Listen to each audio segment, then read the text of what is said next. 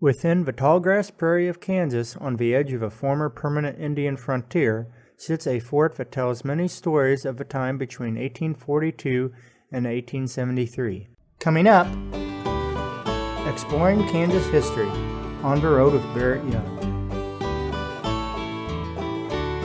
Today we visit Fort Scott National Historic Site in Fort Scott, Kansas.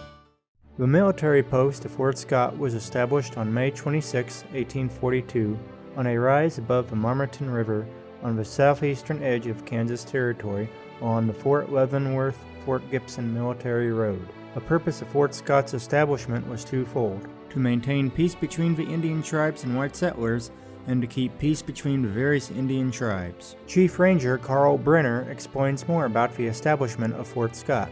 In 1830, the Indian Relocation Act was signed, and the government started moving tribes from back east to settle on lands out in the west.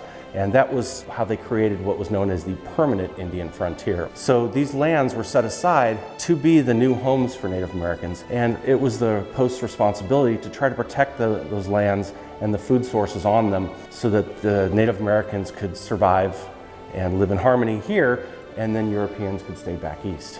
In the 1840s, America was on a quest for new territory as destined in the philosophy of manifest destiny.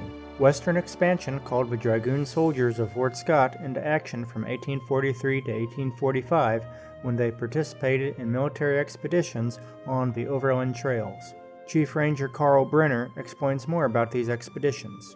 Fort Scott is lucky enough to have multiple different types of soldiers that were stationed here. We had two companies of infantry and a company of dragoons. The first out of New York, which was Dragoon Company C, that was stationed here, and they did a lot of the expeditions out to protect the lands. They were heading out to help run security for the wagon trains that were going down the Santa Fe Trail or Santa Fe Trade Route. And Kearney led an expedition all the way out the Oregon Trail and then headed down to hit the Santa Fe Trail and back over here, over 2,200 miles in 90 days. Westward expansion turned south when Americans saw territory in the Southwest as their national destiny as well.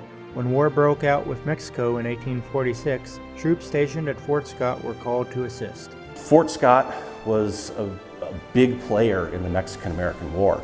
We had two company of infantry and a company of dragoons go down to take Santa Fe and then into Mexico because they felt the only way to really stop this and take that territory permanently is to get to Mexico City. The Fort Scott infantry and dragoons were involved in every major campaign from Mexico City to California. After the war, Fort Scott was abandoned in 1853. As the fort was being completed, there was already the Kansas Territory being set up.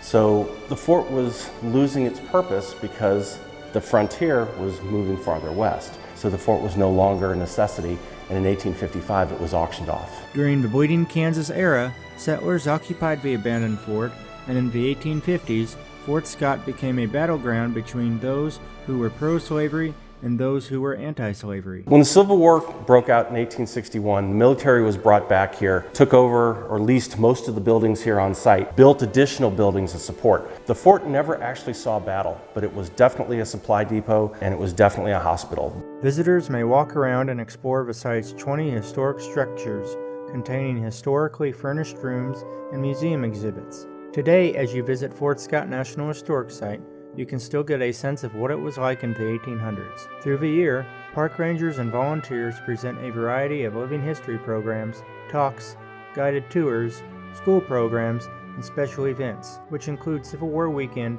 Symbols of Sacrifice, and Candlelight Tour. As you walk the grounds, you will be transported back in time and experience a part of American history here at Fort Scott National Historic Site. I hope you have enjoyed learning about Fort Scott National Historic Site and the role it played in westward expansion. Until next time, this is Barrett Young.